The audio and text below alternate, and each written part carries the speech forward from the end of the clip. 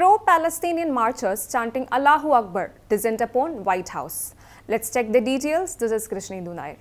Tens of thousands of pro-Palestinian protesters marched in Washington, D.C. Saturday afternoon before descending upon the White House to chant Allahu Akbar as they accused the president of genocide and demanded a ceasefire in the Gaza Strip.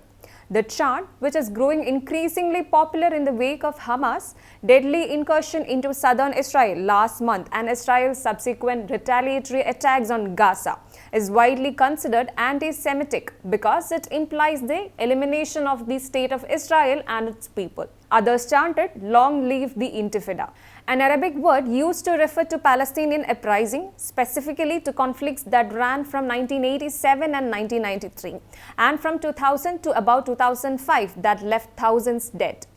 Unofficial reports estimate more than 1 lakh showed up to the protest, but DC police could not estimate crowd size. One man was arrested for destruction of property around 5:30 p.m. according to DC cops. It is unclear what he was destroying. As the protesters began marching down the roadways of DC, many stopped outside the White House to yell for Biden to call for a ceasefire. Around 6:30 p.m., protesters were smearing red paint on the gates of the White House and chanting Allahu Akbar. One demonstrator even scaled the security fence around the executive mansion to wave a Palestinian flag. Earlier in the day, an Israeli supporter who was seen walking the streets with the country's flag around his shoulders was politely escorted away by police, according to an ex-poster.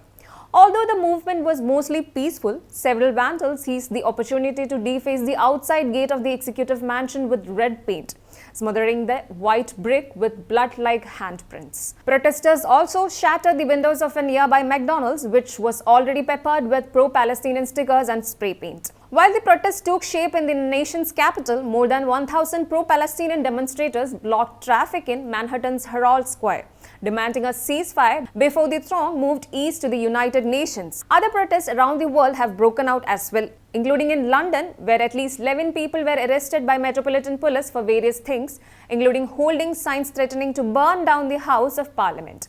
In Washington, speakers from several organizations took the stage to encourage the crowd, write his anger in response to the deaths of around 9,000 Palestinians in Gaza since the Israeli airstrikes began following the horrific October 7 attacks on southern Israel. Many of the speakers touched on the U.S. role as Israel's primary ally in the ongoing war against Hamas, including a $14.3 million aid package passed by the House this week. Several demonstrators who claimed to work for the Biden administration and the members of Congress joined the protest, holding signs saying, "Congress, your staff demand a ceasefire," and "Biden, your staff demand a ceasefire." A spokesperson for the Chicago chapter of the U.S. Palestine Community Network said Biden was dehumanizing Palestinians.